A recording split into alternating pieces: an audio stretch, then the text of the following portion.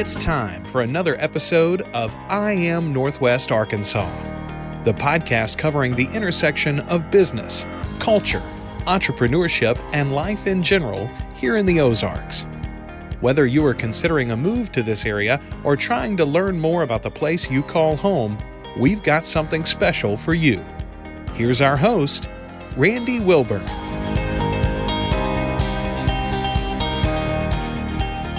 Hey folks, and welcome to another episode of the I Am Northwest Arkansas podcast. I'm your host, Randy Wilburn, and I'm excited to be with you today, as I always am. And this day is very special. Typically, I've told you guys in the past that I typically batch record podcast episodes on a Monday and Tuesday. And, you know, I get a chance sometimes to, in one day, sit down with several really exciting people. And today's guest is certainly no exception to that rule. He is Dr. John L. Colbert, and he is the superintendent of the Fayetteville Public Schools systems. And he's somebody that I have been hunting down for quite some time now to get on the podcast and tell his story. And I thought now more than ever before, it was the most appropriate time to really sit down and, you know, tell his story. I'm a big fan of giving people their flowers while they're still alive. And I think that's really important, right? I mean, I think it's always nice to hear things about somebody after they're gone, but not that he's going anywhere. I want to be very clear about that. I'm just saying that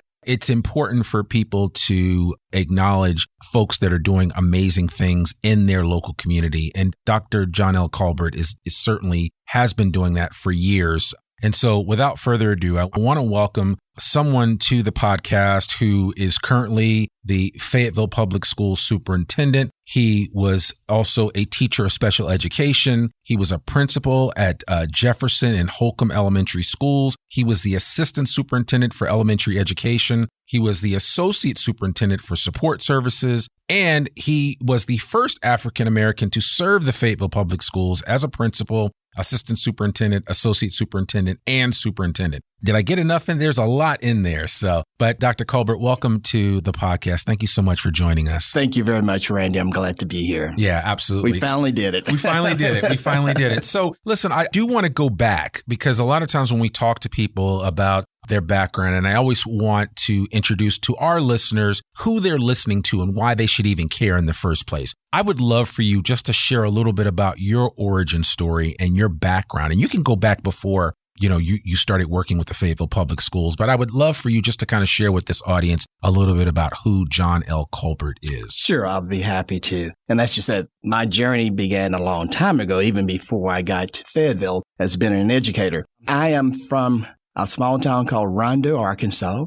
My parents, Mr. and Mrs. L.C. Colbert, was raised in a family with love and caring. And there were 10 of us. Wow. There was 6 boys and 4 girls. And so I was number 6. So it was as though I was raised with 2 families because I was the baby of that first group. And then I became the head honcho of the second group. So it was almost like I was never in a big family. It was always small. You know, I grew up with the older kids, and then I grew up with the young ones. So it was kind of neat to be in the middle, to see both groups grow up and how your parents actually treated them differently. Yeah. You know, when they had the first one strict and all that good stuff, and the ones came after me, I said, wait a minute, Dad, y'all didn't let us do all that stuff. So it was kind of fun in that sense. Yeah, that's right. Awesome. And so you were like a bridge between almost generations. Yes, exactly. Siblings. Yes, right. Wow, that's exciting. It was kind of neat. So it was a great time. We grew up and had fun, and Mom and Dad just took care of us and told us, hey, the top thing is that you need to make sure you get a good education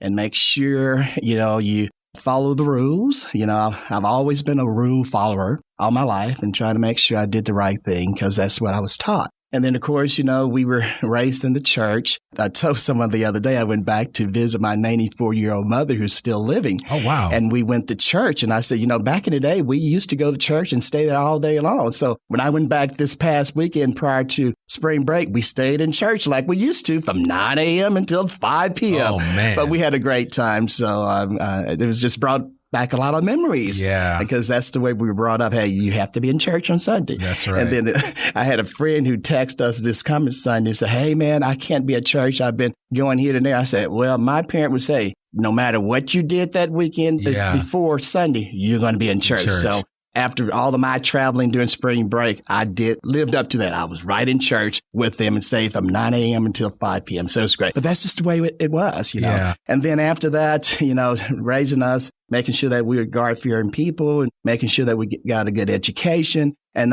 you know, I was one of the, what we call the black sheep of the family. Everybody else went to Mariana Public Schools, but I asked Mom and Dad to let me go ahead and go to Barden. And so they did. And why was that? Oh, I don't know. It had a little special connotation. Barden was like almost like a little private, little special school. And I always thought I was a little special.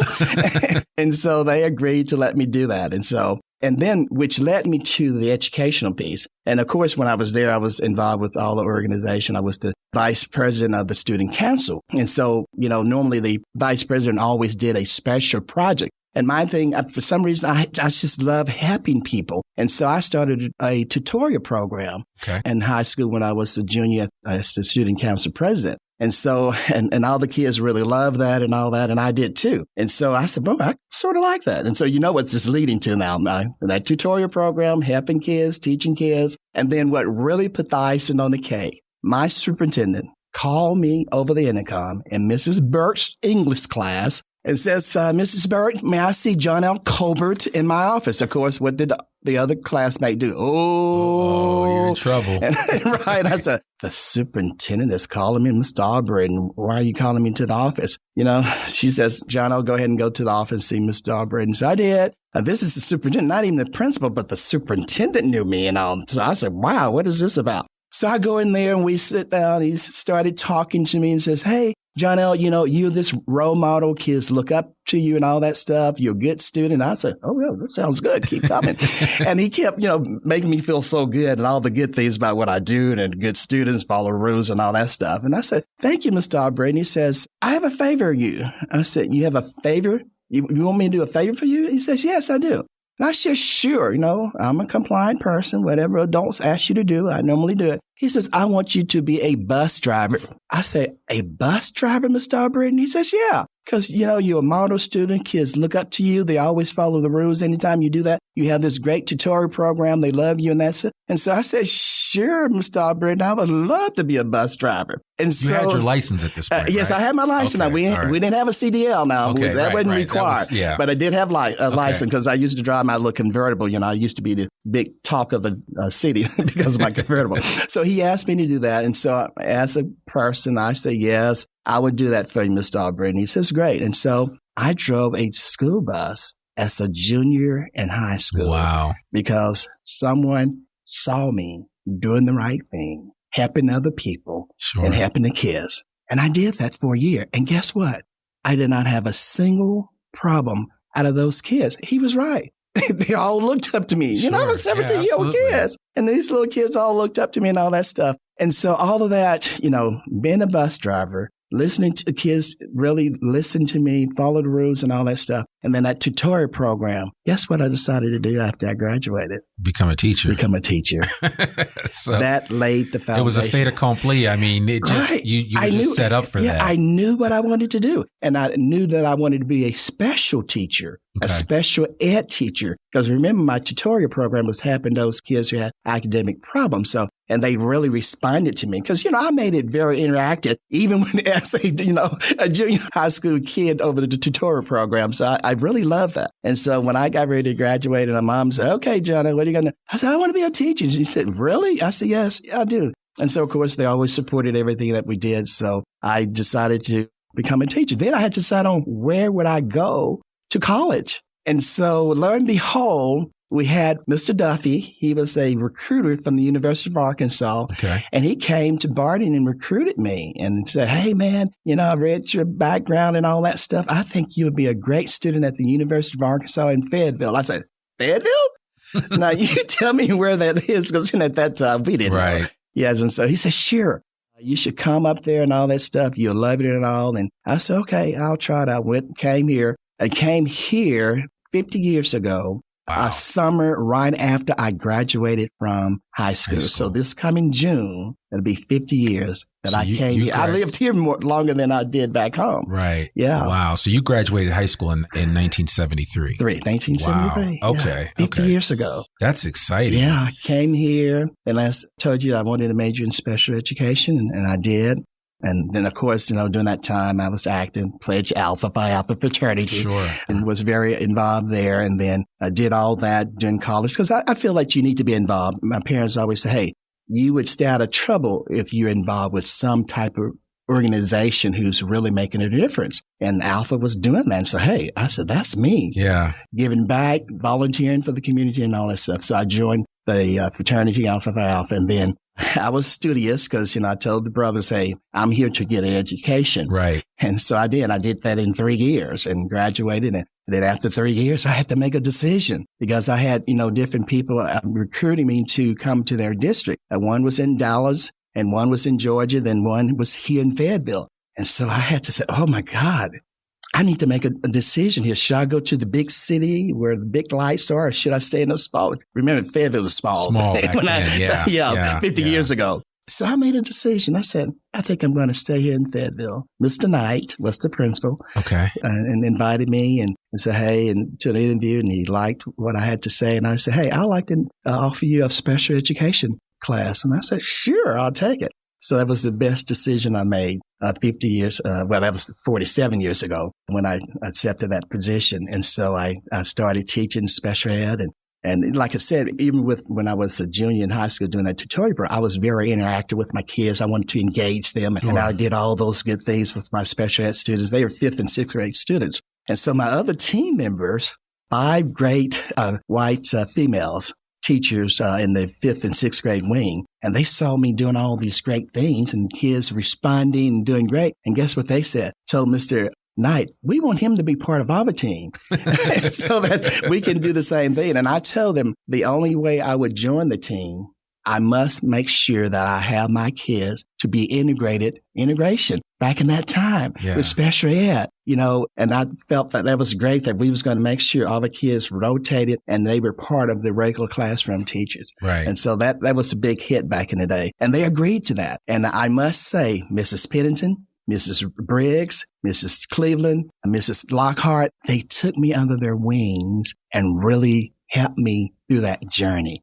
I would always credit them for being good role models because they were strong teachers. They didn't take any mess from anybody. Right. And so I practiced some of those little skills that they had. And so, and I felt that, hey, that really helped me to become a great teacher, which I thought I was anyway, but it just helped solidify that thought that I had that I can do this. Yeah. They believe in me. My principal believed in me. And so from that, I did a lot of substitution for the principal when it was out. I was the unofficial assistant principal that didn't get paid. And so and that's because he saw me and noticed what's happening. That's a trend. Superintendent watched me. So I tell kids all the time, always remember someone's always watching you. Always watching. Yeah. So my superintendent saw what I did and he invited me to be that bus driver. And then I come and get this job. Bates Elementary, my principal saw all the great things I was doing, how I related to everyone, regardless who you were. He saw that. And so he felt that I would be a good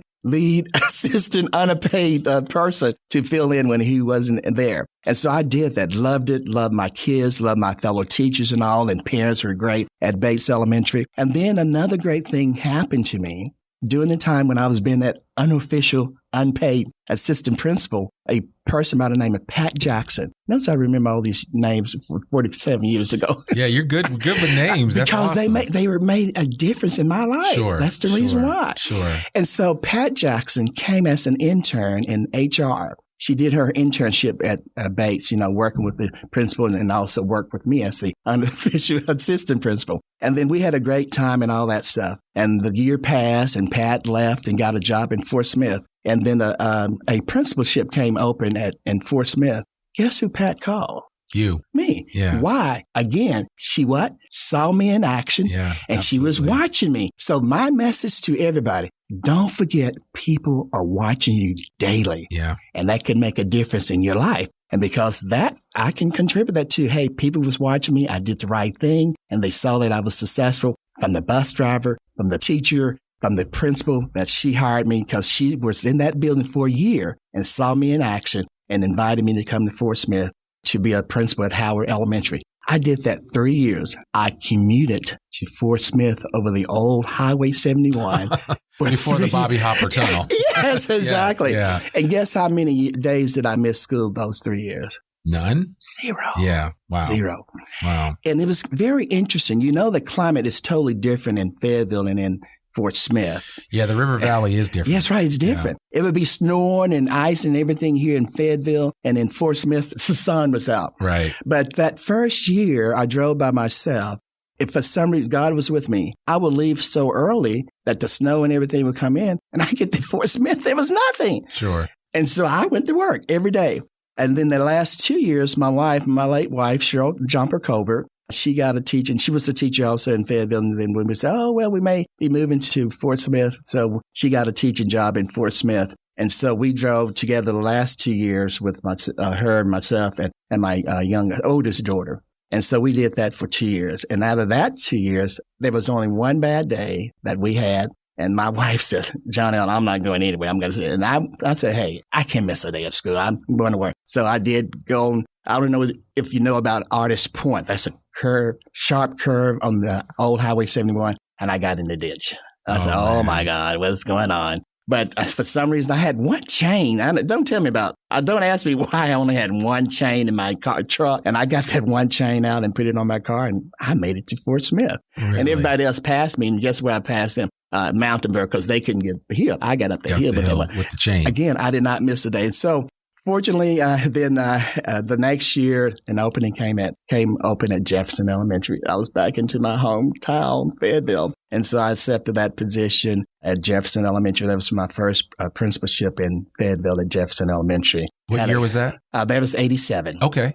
So 84 through 87, I was in Fort Smith. As a principal. Now, did your wife get a job up here? Yes, right. Yeah. Okay. Yes, right. And no, actually, she came back and started having my kids. She was home. Okay. She stayed home after that. And then, and from that, a great, 8 years there at Jefferson. Did wonderful. Thought I was going to be there for the rest of my career. And lo and behold, two new schools were being built. And you know, the dream of a principal is always to open a new school. Yeah. And so I said, let me put my name into that. But I hated to leave Jefferson, but I said, wow, can I miss this opportunity? And so, of course, my superintendent, interim superintendent during that time, Mr. Carr, and he said, had been watching me and doing assessments. He said, hey, are you interested in going to this new school? And I said, yeah, we had two schools, Vandergrift and Holcomb. So I had to make a decision. I said, I'll take Holcomb. And Dr. Stark took Vandergrift. And so I had that opportunity to go in and create a school. It still has my brand on it because just meeting, because, I had to hire new teachers and all that. And then parents had to get to know me. And I remember this one father never forget. Said, now, who are you? Tell us who you are. Why do you want to be this? And so I had to sell myself to them and all. And then after that, it was just like I was in heaven. I had the greatest staff members. I had the support from the parents. It was just awesome. So I had a great time at Holcomb. And then the funniest thing about that, though, as I got back in Fayetteville, my wife did tell me, she said, honey, I really missed those 3 hours we had in the car because I had you captured for at least 3 hours. So she enjoyed that ride with me every day. So anyway, so getting that new building and being the principal at Holcomb is just like a joy for us to get together. My staff and I, we developed the theme and motto and vision and everything that it was just great. And the parents were so supportive. And it seems like it's always been that way as a teacher. Parents, I had to meet them out of my hands because they know that I was going to take care of their kids. They knew that I was going to treat every kid with respect and take care of them regardless who they were. Sure. That was John L. And that's where I am today. Yeah. I want to make sure that every kid succeeded regardless who they were. Yeah. And parents like that. And they knew that I wasn't wishy-washy. That if the rules were the rules, that's it. Those are the rules. Right. And they respected that. Yeah. And then kids, they knew that, hey, the rules are the rules. And they knew that that's the way it should be. Yeah. And I will never forget that as the principal at Holcomb, that I could walk into a cafeteria, kids was, and John L. Colbert would go in there and stand just like this. Didn't have to say a word. 400 and some kids, immediately you could hear a pin drop because they knew that their principal wanted their attention and they gave it to it. Yeah. Didn't have to say a word. Didn't have to yell anything. Yeah. So it was powerful. Man, well, I'm processing all that you've just shared with me, and I appreciate you kind of giving us kind of a play-by-play of a good portion of your career. But as I'm doing, and I don't do public math that often, but as I was doing some public math in my head, you've been involved in public education in 6 decades. That's a lot. Right. I know. So, it's like, and I'm not trying to age you here. I'm just trying to say, no. But the bottom line is you've been involved in public education for 6 decades and you've seen a lot of changes. And I know, as I'm thinking about, who might be listening to this, there may be a young educator that's a listener of ours. As a matter of fact, I know that there are a lot of teachers that listen to this podcast. There are a lot of people that want to get into the teaching profession, and teaching has changed a lot. And my mom was a teacher, so I have a lot of respect for what you were able to do. And I remember her telling me about, what helped her to become a better teacher. And one of the things was having a mentor as a teacher, like what you described early on in your career, somebody that would take you under their wing and help you to really grow in the profession. And to me, I always thought teaching was a noble profession. Right. It wasn't one that you were necessarily going to get rich on. No. But through your sacrifice, through your dedication, through your desire to mold minds, you were going to essentially affect the next generation and the generation to come after that because of what you were imparting to those impressionable kids. How has education changed in your mind over that time frame? So we can go back to the early 70s to where we are today. I mean, you're about to depart as the superintendent of public schools here in Fayetteville, and we're in 2023 as the time of recording this, and things have changed a lot in public education. I mean, what would you say about that? Well, the demand is so great these days in order to make sure that as an educator, you have to be very keen and on top of the new procedures, the new guidelines, the pressure that you get from all corners, from some parents and then from the state and from the governor and all that stuff. It seems as though back in the day, all of that was not so much a pressure on teachers. They were allowed to go in and teach and take care of kids and do what was right. And that's what it's about. But now it seems as though everything has to be very careful about what a teacher has to say, what they do, and what they teach. And that really put a damper on the creativity of what a teacher can offer to a kid. A teacher needs to have that freedom within, boundaries. We have a curriculum that we have to follow and all that stuff, but I don't want them to just use a little cutter and think it's going to fit every kid. It doesn't, You have to find a way that you're going to reach those kids, and you have to make sure that you're teaching to the students, be it white, black, blue, or brown. Doesn't matter. And they need to hear about them, about their culture, about their background. You integrate that into your lessons to make sure you capture their interest. Right. Because you have touched their lives. You're saying something about their people, whatever. That makes a difference. It does. And so that has been almost like our hands are almost tied that, can I say anything about black people? Or can I say that this person was black who created the stoplight and signal light? Why should that be? Why should I have to think and be concerned about what the public is going to say? Yeah. It's stressful. So it sounds like what you're describing now is kind of the state of affairs that we find ourselves in with public education. And exactly. It's almost as if teachers kind of have either one or both hands tied behind their back. Yes, correct. And are not basically given a full runway, if you will, of options to use to educate these children. And what's a shame about that is that, and I'm holding up my camera here or my phone for anybody that can see this, is that the bottom line is we have access to so much information nowadays, and it's almost a blessing and a curse. Right. Exactly. So, and that's the reason why you still need those good teachers to help direct that. Help them, because they're exposed to it. But, sometimes you need that guidance. Yeah. And of course, the parents are the first teachers, but the second is the classroom teacher. So they need that and all. And sometimes we get so much pushback and say, hey, you better not do that. And you offended some group in this group. It's not about offending anyone. It's about exposing and letting people know, hey, what this world is made of. Yeah. And where did we come from? How did we get where we are today? And that's what makes life tick. It does. It does. No, you're absolutely right. You can hide that. No, it's there. It is. It's there. It is. It is. And I think about like some of the interactions that I have, even like my sixth grade teacher, Miss Lacey, Theo Lacey, she's still alive. She's 90 years old. And I always think about, and I talk to her from time to time just to check in because she and my mom were peers and colleagues. Right. And she was a little older than my mom, but definitely somebody that kind of coached her along.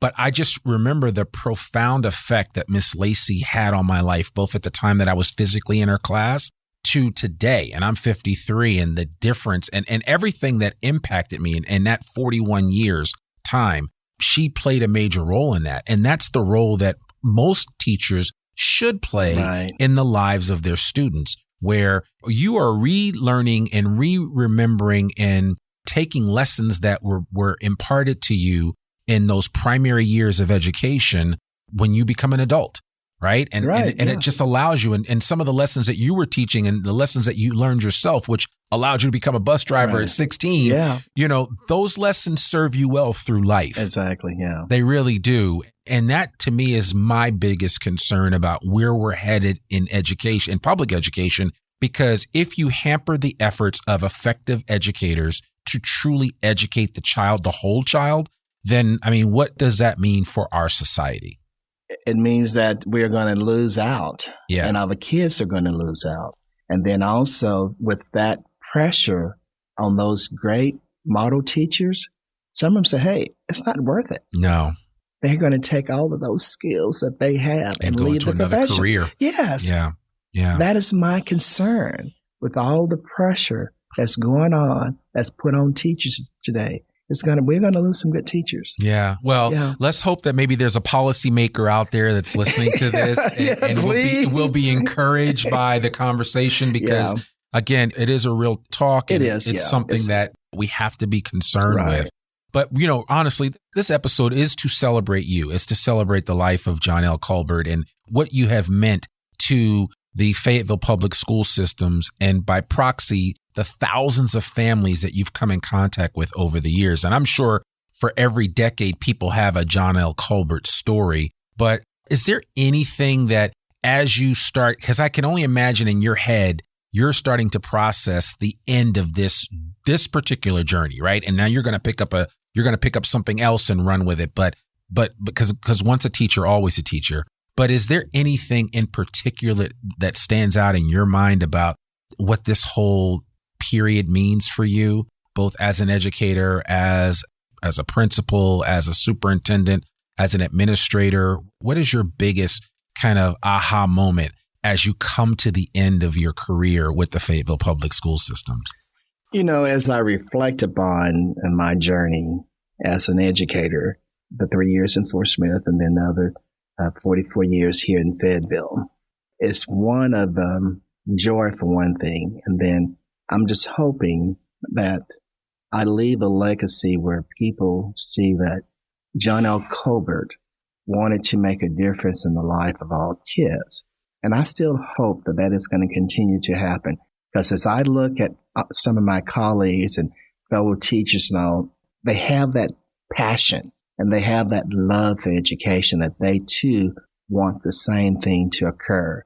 They too want to make sure that every kid is going to receive a quality education, regardless if they're in a public school that I support wholeheartedly, private, whatever. But public schools has been the cornerstone of this nation, and we can't forget that. Yeah, we can't forget that.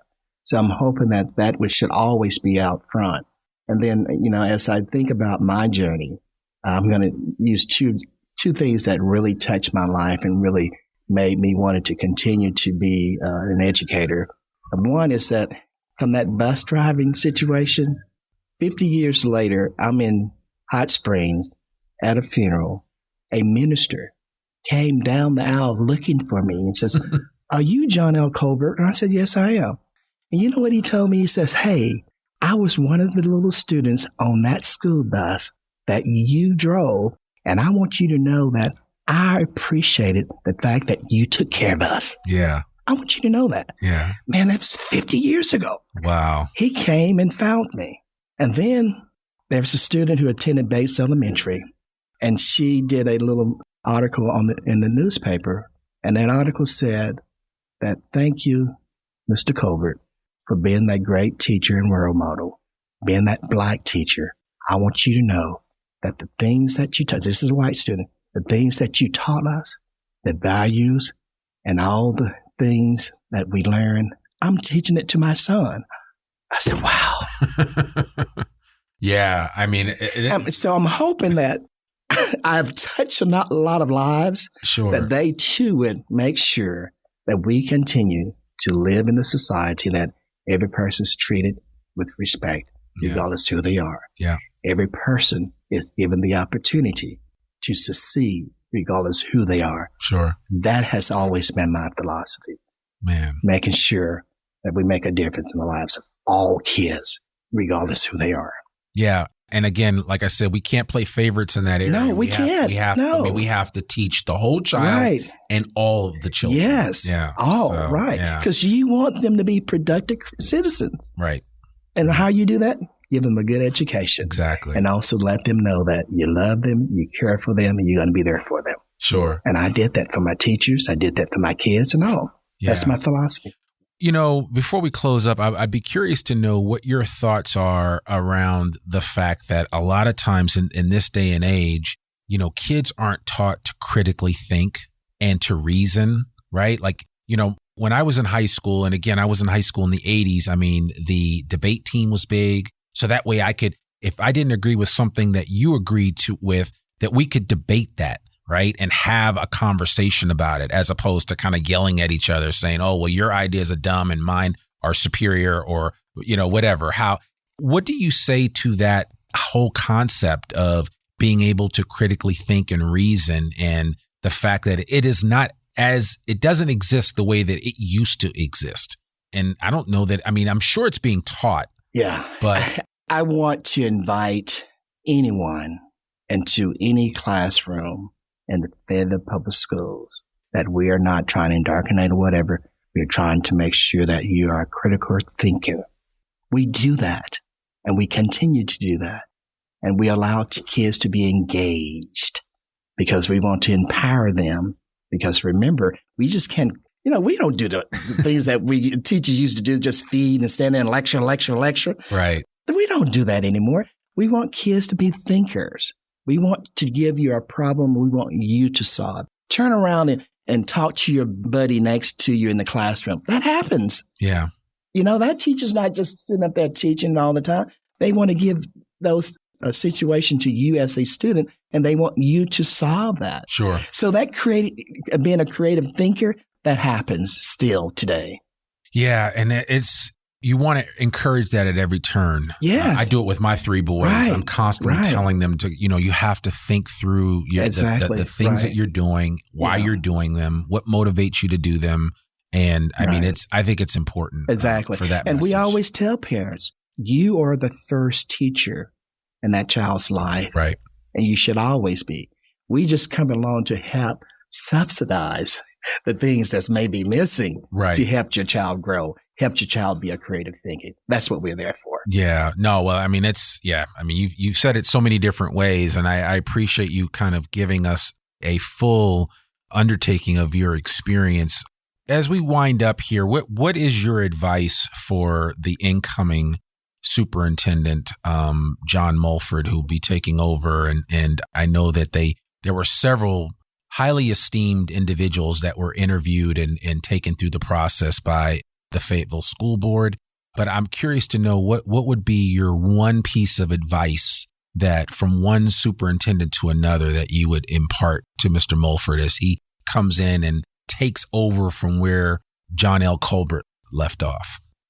Ms. Mulford, you are the superintendent for all kids. Take care of all kids. and make sure that they all are being successful. That would be my advice. Okay. For all kids. All kids. Okay. I'm a superintendent for everyone. Yeah. Not just a select few. Not the one on the east side, not the one on the west side, south, up north, but every kid who's in my district, I'm the superintendent for them. Yeah. And I want them all to be successful. That's the advice that I would give to them. I love that. Well, clearly the Fayetteville school system thought enough of you that they want your legacy to exist beyond just your time with the school system. So they've decided to name a middle school after you, the John L. Colbert Middle School. And I don't know, what is the mascot for the school? Cobras. Cobras. Okay, all right. That's Cobras. Cobras, yeah. I love that. So what does that mean to you? Well, I'm just honored, first of all, and I appreciate the board and the community for giving me that opportunity to have a school named after me. So I'm humbled in that sense, and it means a lot. And then and one thing about that it's not just for me, but it's for every African-American citizen. That means a lot to them too. Yeah. And it's just amazing how people have been saying, hey, we're going to be there. Yeah. Because this is for us. Absolutely. But we are there to support you, but hey, this is for us. Exactly. So when I hear that, I say, you're right. Because the things that I've done, I want to be that trailblazer who have left that path for others to follow. Sure. And be successful. Right. Yeah. Because we all live not just for ourselves, but for everyone else. Everybody. Yeah. And I think it's important. I mean, especially for our audience that's listening to this from other areas of the country that are thinking about relocating here. I know my mom was surprised when I told her the Fayetteville Public Schools superintendent was Black and that he's been serving in some capacity for that school system for 47 plus years. She was like, really? And again, a lot of times we have these preconceived notions about different parts of the country and different areas. But, what I have found in being in Northwest Arkansas in the last 8 years that I've lived here is that this area is actually fairly diverse and becoming more diverse each and every day. And you're a prime example of what that diversity represents and the excellence that comes out of esteeming diversity above a lot of other things where we get into this whole mono society of just one thought, one idea only, instead of having a diverse group of people representing diverse thoughts and ideas. And so you certainly are a champion for that.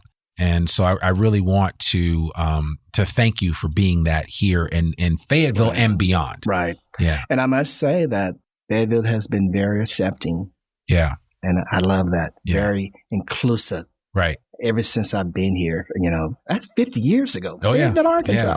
And even before that, my understanding was that Fayetteville High School was one of the first high schools to integrate. Right, without any problems exactly, whatsoever. Yeah. Very accepting. Yeah. That's the way we were, and that's the way we are today. Absolutely. I tell people all the time, Northwest Arkansas is the best kept secret in the country. Right. So. It is. Hey, that's the same thing I used to say when I used to go back. Guys, there's a well-hidden secret up there in Northwest Arkansas. Well, I mean, with 30 plus people a day moving here, people clearly are getting the message. I could say that about 40 years ago. It really was. It was not like that. But now, it's different. Yeah, it has grown really and it's very diverse. Yeah. So as we wind up, and I know I've said that this is my third time saying as we wind up, but what's next for you?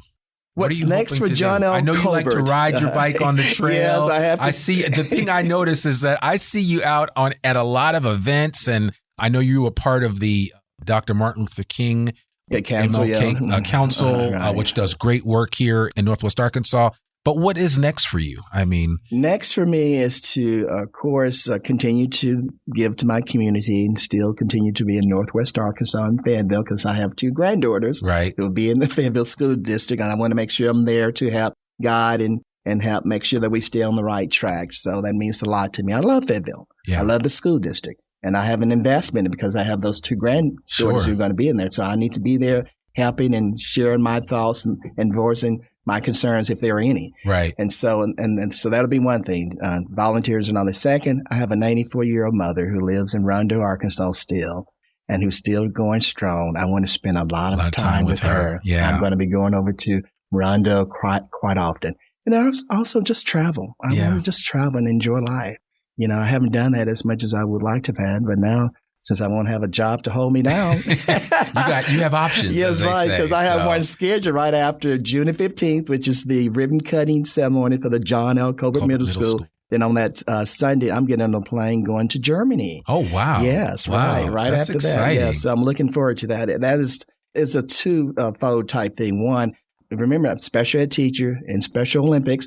The World Games is going to be in Berlin, Germany while I'm there. So, of course, where I'm going to be sometime, I'm going to be there at some of the games, rooting and cheering on the athletes. Yes, right. Mm-hmm. That's awesome. That's awesome. Well, I mean, Dr. Colbert, I would say, there is a saying that says, well done, my good and faithful servant. And so I certainly, from my perspective and just what I've gotten to know about you over these past couple of years, I want to say, well done. Great job for everything that you've done, for all that you are to this community. Your family must be proud to say, hey, that's my daddy, that's my grandfather, that's my son. Yeah. Right? That's mom. Right, exactly. And so I personally want to thank you for your tireless resolve to serve this community's needs. And you are emblematic of what I see in Northwest Arkansas across the board in terms of people giving back selflessly throughout time. And I hope I can say the same thing in multiple years from now, but I really appreciate all that you've done. And I look forward to your next chapter.